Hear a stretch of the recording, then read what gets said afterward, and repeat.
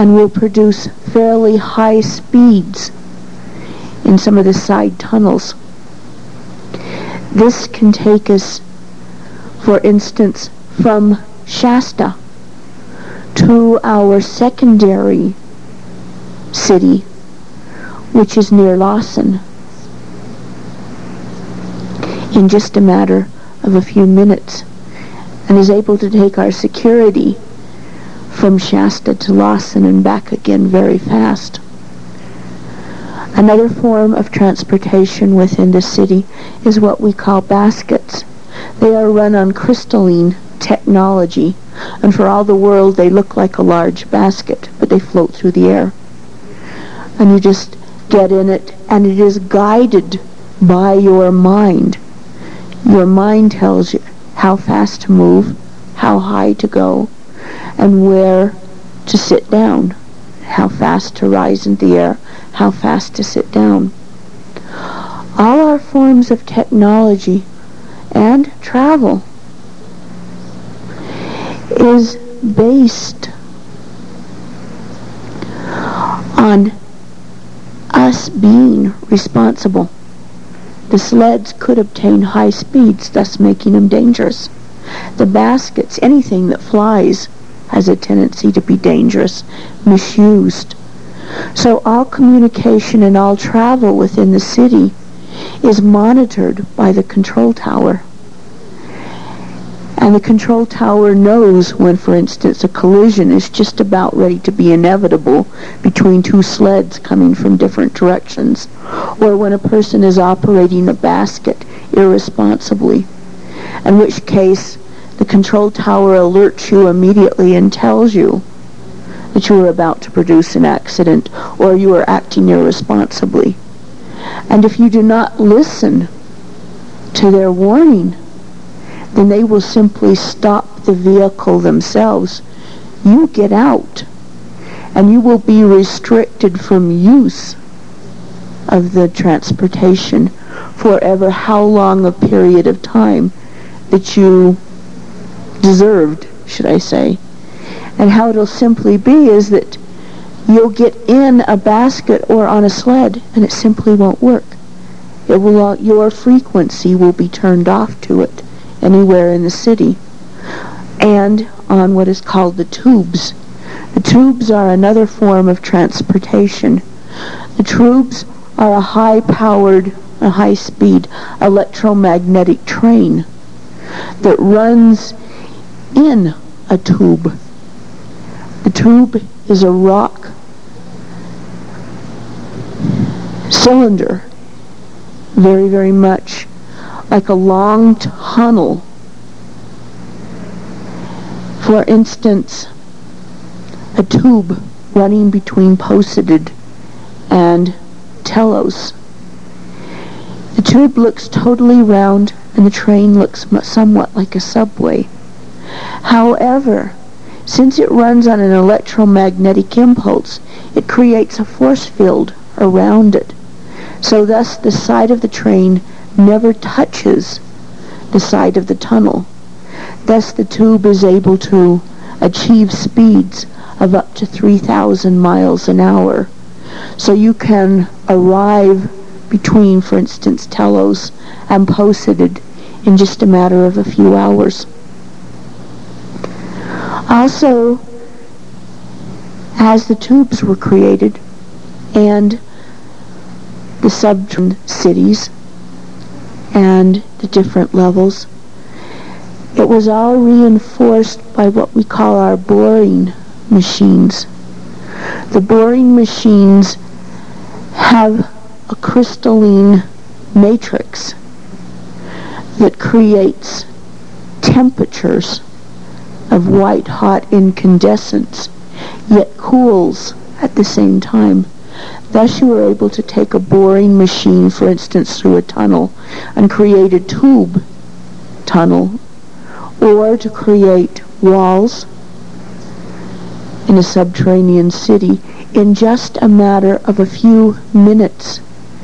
The boring machine heats rock, earth, whatever it comes across to a white-hot incandescence and then cools it almost immediately, which creates a diamond-hard substance.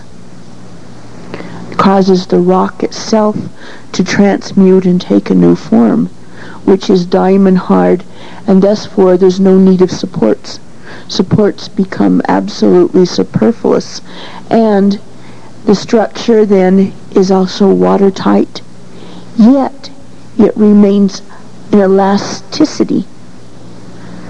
So it can withstand high earthquakes, for instance, and will just move much like a rubber tube and stop without breaking. That way, even within the subterranean cities, when earthquakes take place, none of the walls of the buildings or of the caverns fracture. They simply move with it, then return back to the diamond-hard substance, and again support beams and such become totally superfluous. Also, water has no effect upon it. They become watertight. Thus the subterranean cities can even be built underneath oceans because they create a complete seal. Also, that brings us to the next stage. As we are preparing to bring out more and more technology to the surface, technology that we know the surface could also use, brings us to the other responsibilities that the cities have had to build within themselves. For instance, becoming a member of the Confederation. Earth is a member of the Confederation. It's just half of Earth forgot. You might ask, what is the Confederation? I'm sure most of you or all of you are familiar with, for instance, Star Trek. We would say that was channeled. But instead of being the Federation of Planets, it's the Confederation. An organization that was created throughout the solar systems and the galaxies that brought different civilizations, different systems together on a basis of brotherhood, on a basis of commerce, on a basis of group exploration, on a basis of interacting with the different systems in a galaxy or without a galaxy. A confederation is built, shall I say, or represented very much throughout a galaxy in the form of sectors. Looking at our galaxy, the Milky Way, I'm sure you've all seen the pictures of t-shirts and such that say the Milky Way and then has a little dot out towards the end, say you were here. Yes, we are here, and we are here in what is called Sector 9. The center of our galaxy, or the center of the Confederation in this galaxy, is what is called Sector 0. And the other sectors radiate outward from it, much like the spokes of a wheel. Each sector is responsible for its own actions, plus is responsible for how it interacts with the other sectors.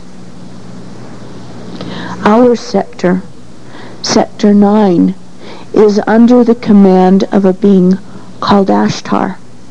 Many of you have heard of the Ashtar command. Ashtar and his twin flame, Athena. Within this sector, or within the Ashtar command, there are over 100 fleets Some fleets basically belong to one planet.